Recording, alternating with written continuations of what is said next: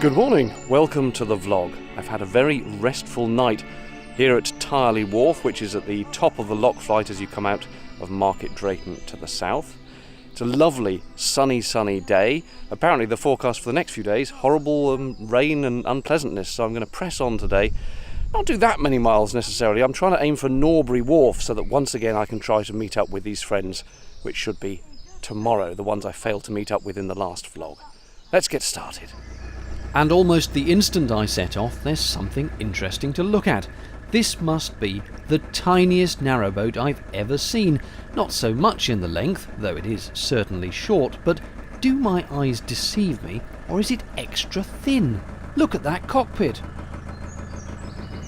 At the next bridge, a sign full of dire warnings about rocks about to plunge onto me from above. A metaphor for life, perhaps.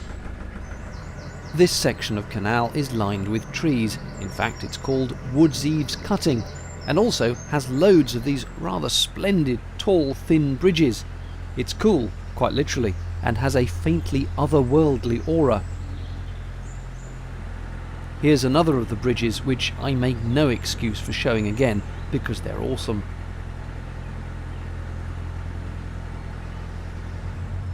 If you peer through the undergrowth, you can just see that this section of canal was dug out through solid rock, hence the steep embankments on either side of the cut. Indeed, this truly is a great example of the cut, being a channel cut through the land. Being dug by hand, no surprise that it's so narrow here, which makes for an anxious passage in case of oncoming traffic. Well, that is a huge relief. Not one boat met coming the other way during the narrow bit. I'm sure we could have got past. People say it's okay, you can squeeze past, but it would have been very tight. It's a relief to see the sunshine again as well, emerging into a nice little spot with a campsite in the field to the left. Long-term moorings along here, which I very much like the look of. Imagine sitting here on your boat, gin and tonic in the sunshine, beautiful scenery, gorgeous.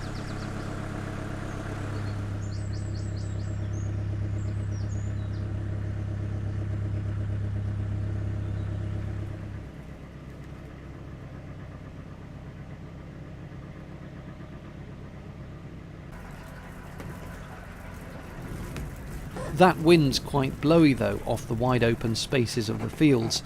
It's pushing the boat back, making headway slow. See that hill in the far distance? That's the Wrekin, on the border of Shropshire and Telford. It's just over 400 metres high. Here's Wheaton Wharf ahead on the left, which used to belong to Cadbury. From here they'd take chocolate to Bourneville in Birmingham by boat. And straight after that you go on to Shebden Embankment, which is up above the level of the fields either side. At the end, as it curves to the left, there's a small wharf and a winding hole and visitor moorings, plus this little aqueduct. That's the wharf, with boats moored in the winding hole, bizarrely.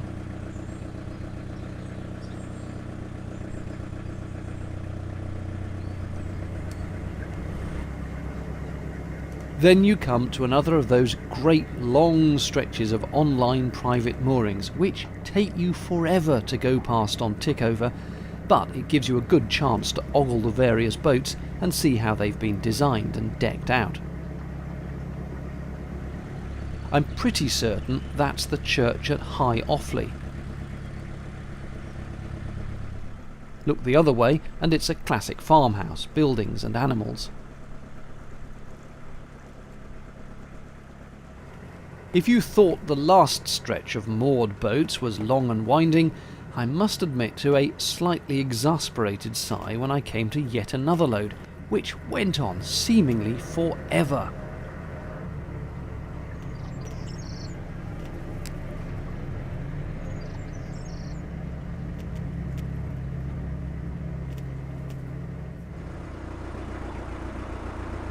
This I'd long been waiting to see. The very famous High Bridge at the end of the Grub Street cutting. 'Tis much photographed, and I did too. At last I've made it to Narrowboat Wharf, where I want to stop.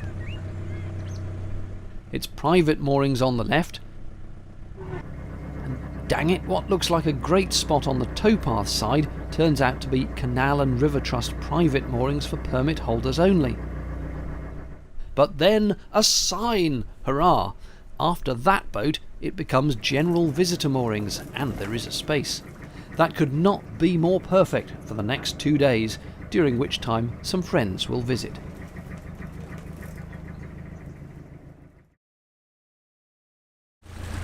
Good morning. My 48 hours on this morning will be up by 2 o'clock this afternoon, so I might as well head off now. Probably going to do about 7 or 8 miles today. It is possible I may have to go through one lock, but I may stop before that, so we'll see how it goes. The forecast said it was going to be reasonably sunny today, a bit of cloud but reasonably sunny, but so far I'm just seeing cloud. This looks like a disaster waiting to happen, us both colliding mid-bridge. But in fact I was waved forward by the bloke on the other boat because he's just hired it out to the people on board and is about to turn it round in the basin, which involves him going backwards and doing this.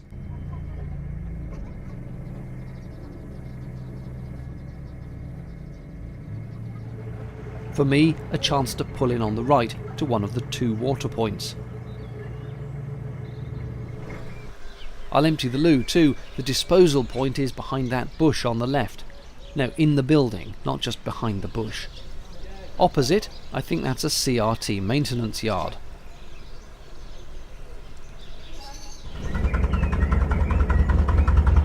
If you're thinking my engine sounds a bit ill, that's because it's not mine you're hearing. It's a vintage unit in that boat on the right, and it's supposed to sound like that.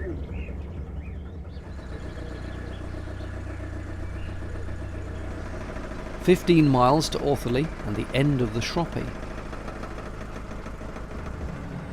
This boat ahead appeared to be stuck on the bank, so I was a bit cautious approaching them, but they let me go past. I later saw them do a 180-degree turn and go back to the basin. Isn't this gorgeous?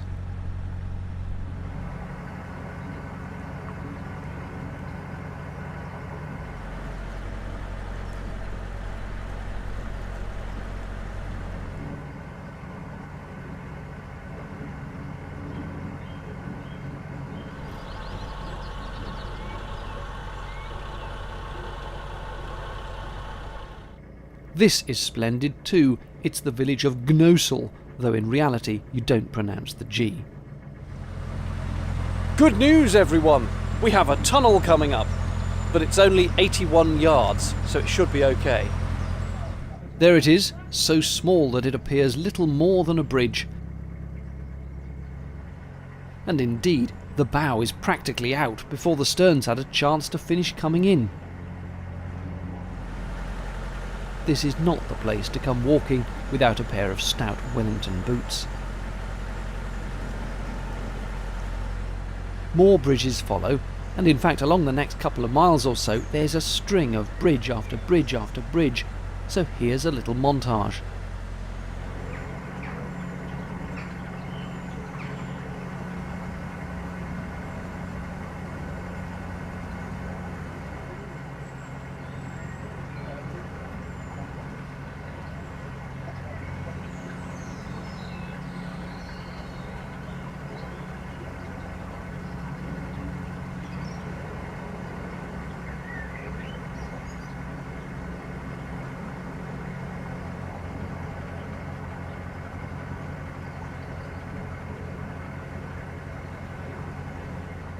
This one I'll mention briefly because it's a turnover bridge where the towpath swaps sides. See how it goes up on the right, across the bridge and down again? But as it does so, it comes back this way and round under the bridge, so that the horses, which used to pull the boats, needn't be unhitched, otherwise the bridge would get in the way of the towing rope.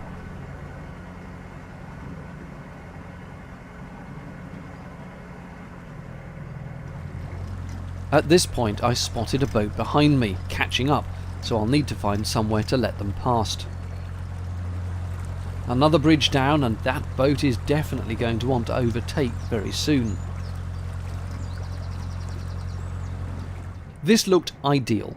Wide, straight, and with an unused private mooring on the right, you'd think I'd have no issue pulling in there to let the other boat past. I mean, an actual proper mooring wouldn't have any shallow bits to ground on, would it? Oh, it turns out it would. I got quite stuck here doing my good deed of getting out of the way, but a bit of furious reverse thrust set me free again.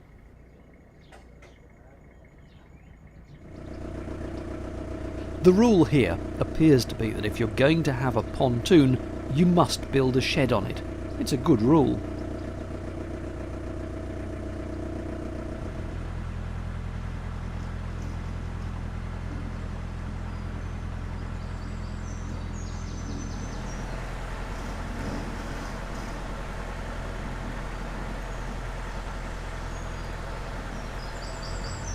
Hello, Heron.